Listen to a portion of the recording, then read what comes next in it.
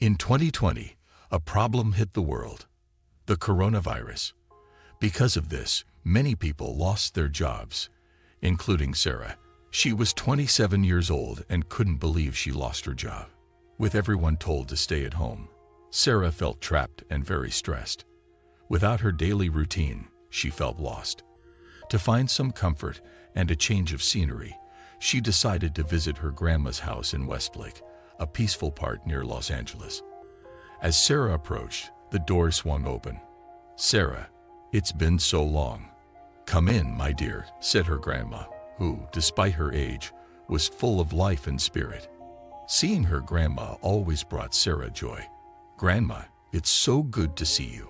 By the way, where's Uncle Ben?" she asked curiously, not noticing his car outside. "Oh, Ben? He moved to Las Vegas for a while. Met a lovely lady there and wanted a change. You know how it is, everyone finds their own path," Grandma Betty replied, her face lighting up with a soft smile. Trying to catch up on everything, Grandma asked about Sarah's life. "So, how's work been for you?" she inquired, pouring some freshly brewed tea. Sarah hesitated for a moment, then admitted, "I lost my job, Grandma. The virus, it affected many of us. Companies just couldn't keep everyone." Grandma Betty nodded, her face filled with understanding. "I've heard about that. Times are hard for so many right now. Even for me," she said, taking a sip of her tea. Sarah looked up, surprised. "For you too, Grandma."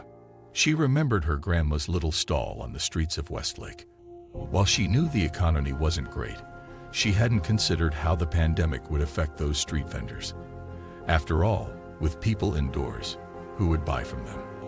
Grandma Betty leaned back in her chair, her eyes distant with memories. "Yes, my dear Sarah. The streets are eerily silent now.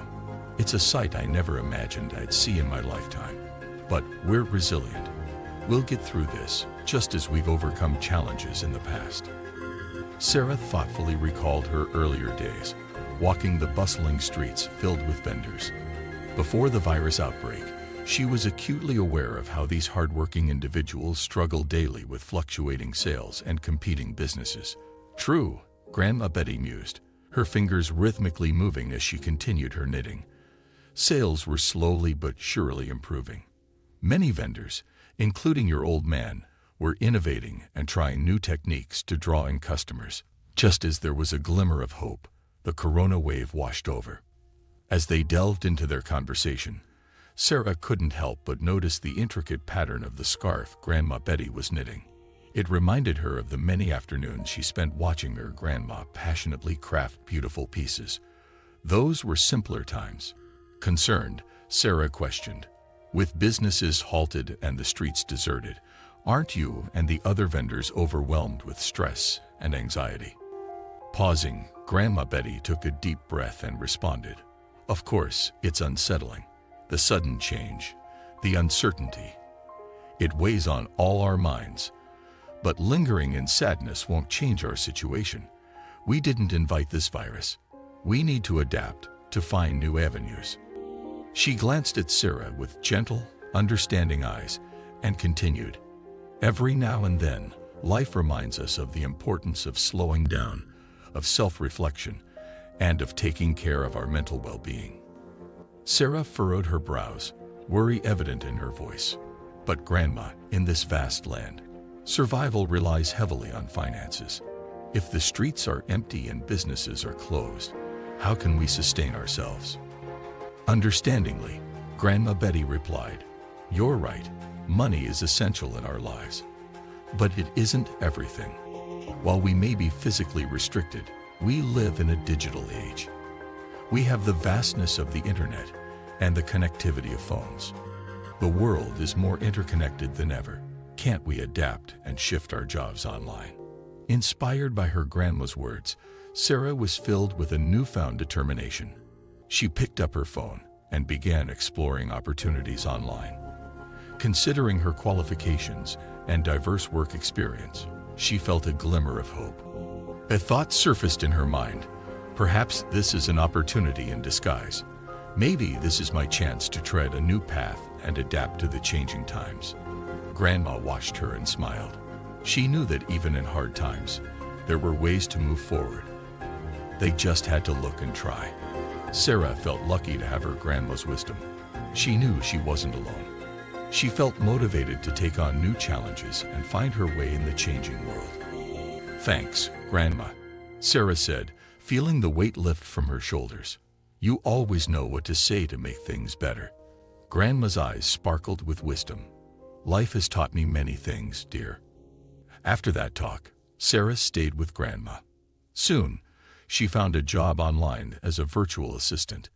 With her past job skills, this was easy for her.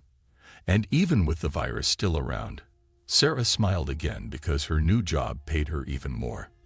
Besides that, Sarah had a new plan. She started selling Grandma's knitwork on the internet. It was a hit. Many people loved the scarves Grandma made. Together, with technology's help, they started earning good money. "Grandma, another person wants a scarf," Sarah said, looking at her computer. Grandma, sitting in her rocking chair and knitting, smiled. "That's wonderful news." Sarah, feeling happy, said, "I can't believe it. I lost my job but found something even better. And I get to be here with you." Grandma nodded. "Life can surprise you. It's all about how you look at things. You took a bad situation and found a way to make it good." Sarah looked at her grandmother, feeling grateful. "I learned that from you, Grandma. You've always told me to stay positive and look for solutions." Grandma put down her knitting for a moment. "That's right. We can't control everything, but we can choose how to react. Life will have problems, but we can always find a way out." Sarah hugged her grandma, feeling lucky to have her. They spent their days working together, selling scarves, and enjoying each other's company. With each passing day, they grew closer, showing that even in tough times, good things can happen. Sarah looked deep into her grandmother's eyes.